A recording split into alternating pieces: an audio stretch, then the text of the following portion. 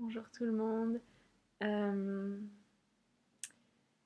Alors, je me bouge enfin pour faire la vidéo. Ça a pris un peu plus de temps parce que personne n'est venu me dire Emma, fais la vidéo, on t'attend. Donc voilà, euh, je suis à Toulouse, c'est un dimanche ensoleillé, magnifique. Et donc, je vais essayer de partager avec vous quelque chose que j'ai découvert il y a longtemps dans un livre que vous connaissez peut-être qui s'appelle Femmes qui courent avec les loups de Clarissa Pinkola Estes. Et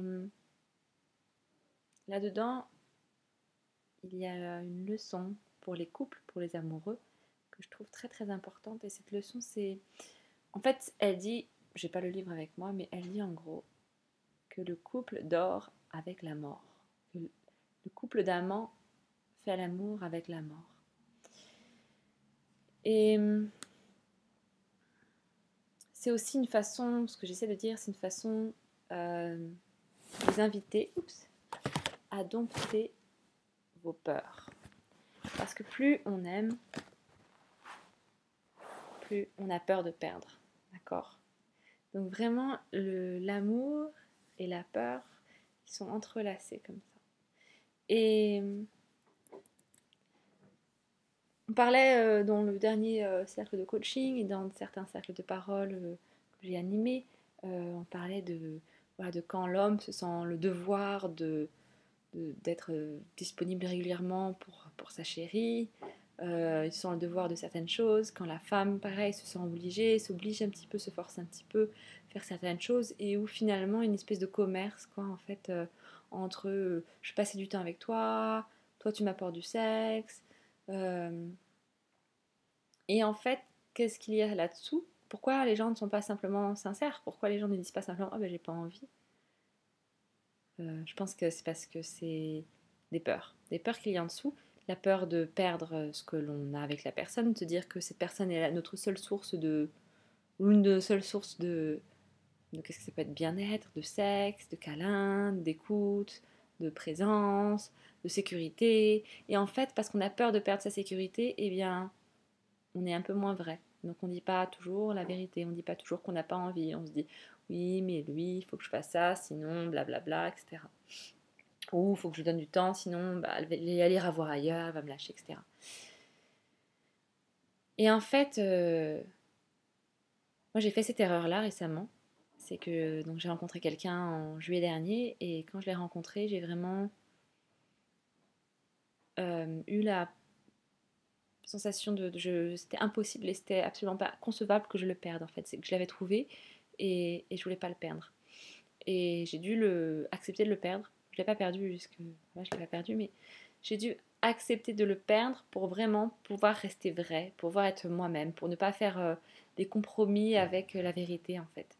C'est-à-dire que je lui ai dit des choses, je lui ai dit totalement la vérité, j'ai été totalement sincère avec lui, au risque que ça le choque, au risque qu'il ne l'accepte pas et au risque que ce soit fini entre nous.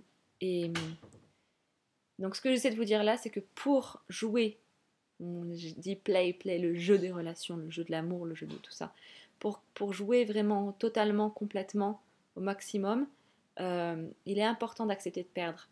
Si on n'accepte pas de perdre, on ne peut pas vraiment bien jouer. On ne peut pas vraiment bien prendre des risques. Et si on ne prend pas de risques, ben on ne prend pas le risque non plus du vrai bonheur, pas des compromis pour la sécurité, pas des compromis qui nous endorment en fait, mais la vraie vie, on a plein de sensations fortes où il se passe plein de choses et on se sent complètement être en soi-même.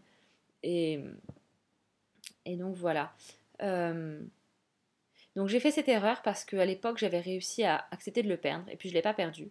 Et puis ben, ça fait 7 mois qu'on est ensemble et récemment, ben, je me suis rendu compte qu'il y avait des compromis que je ne pouvais plus faire et des choses que je ne pouvais plus accepter, des choses que je n'avais plus la patience de vivre et que mes priorités changeaient et, et j'ai pas réussi à accepter de le perdre en fait. J'ai pas réussi à retrouver pour vraiment bien jouer, je vais accepter de le perdre. Et du coup, ça se passe dans la douleur et dans la souffrance. Donc l'invitation, c'est vraiment de vous dire ne jamais perdre de vue vos peurs, ne jamais perdre de vue vos peurs pour les intégrer vraiment en fait dans votre vie quotidienne. Que si jamais vous les perdez de vue, c'est là qu'elles vous reprennent en pleine tronche et que vous prenez une bonne claque dans la figure ou dans le cœur. Donc, dans toutes vos relations, tous les moments où vous acceptez quelque chose dont vous n'avez pas vraiment envie, que vous cachez quelque chose, que vous, vous passez sous silence, voilà, quelque chose qui est vrai en fait pour éviter un conflit, pour éviter de perdre l'autre, etc. Eh bien, essayez de dire ah je fais ça mais parce que j'ai peur de quoi? De quoi j'ai peur?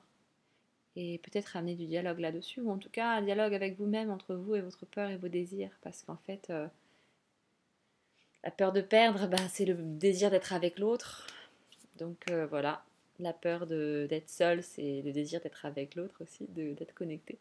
Donc voilà, et ouvrez-vous à l'abondance, parce que aussi ça c'est quelque chose que j'ai perdu, c'est que, enfin je l'ai pas vraiment perdu, c'est que je sais que j'ai accès à tout l'amour, il y a plein de gens qui m'aiment en fait, tout l'amour, tous les câlins, toute la sensualité, tout le sexe, toutes les méditations orgasmiques, en fait, je l'ai. Et des fois, quand on se fixe plus sur une source, on s'agrippe et du coup, on croit qu'il faut. Et du coup, voilà, ça fait mourir les choses en fait de s'agripper par peur.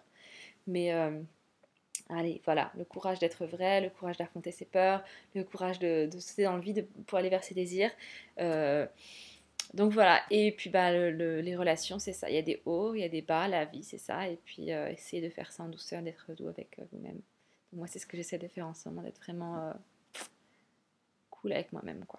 De voir mes amis, de me faire du bien, de prendre des bains, de faire des bons repas et d'être à l'écoute de moi, de mes désirs, de mes peurs et de ce qui se passe à l'intérieur. Voilà, et ben je vous embrasse tous, à bientôt, ciao ciao.